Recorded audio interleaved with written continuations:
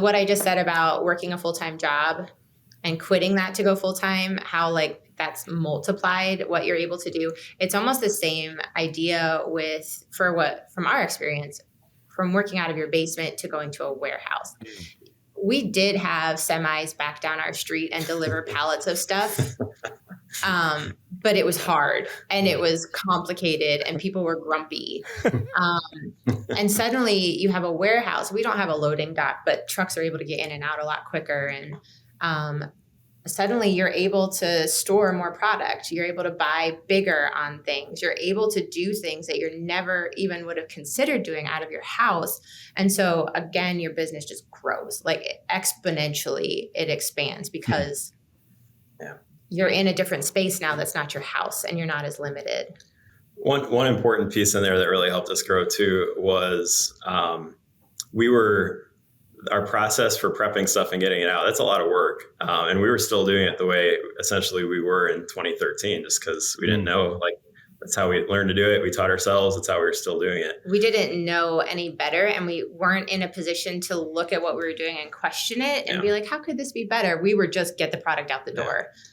So probably starting in that summer of 2019, we streamlined a lot of our processes, changed some things around, and it really improved our procedures for getting stuff out. And that was it propelled us forward a ton. Yeah. We paid to fly somewhere and be trained by somebody who knew the lean management, concept idea. And that just blew our minds. Like, I think it was 2 or 3 days and it was really a big investment, outside of the conference for both of us to go down there, investment in time and having somebody watch the kids and just both of us focusing and putting our energy into our systems and how we do what we do, because we already had people working for us, but it was a mess. It was a hot mess.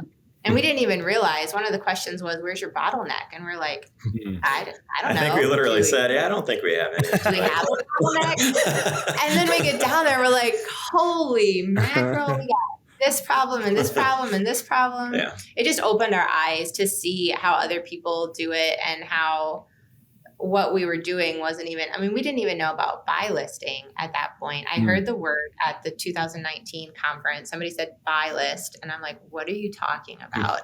But it wasn't explained. And then we got down to this place and somebody said it again. I was like, can you just pause for a minute and tell me what that is? And she explained how you could add things to a buy list while you're shopping. And I was like, what? That was one of our bottlenecks, was that we would shop. And then we'd get down to the basement and have a 6-foot long Nike receipt. And we'd be looking through for one UPC to figure out the price. So it's a small thing, but it makes a big difference. So one of the things you're saying, to go from that 2 million to 4 million, you have to really improve your efficiencies, because when it comes down to it, like you said, you're just moving a ton more merchandise, right? Yeah. It freed us up. We had certain things limiting us. Like, we'd shop all day and then we'd be like, well, we can't shop again until we get rid of the stuff in our basement. Yeah. And so then we'd go down to the basement and we'd put it on it was almost like a punishment. Like, you can't go golfing until you clean the garage. Like, no more shopping till the basement's clear. Then you can go back out. Yeah. We used to call that the graveyard pile. Yeah.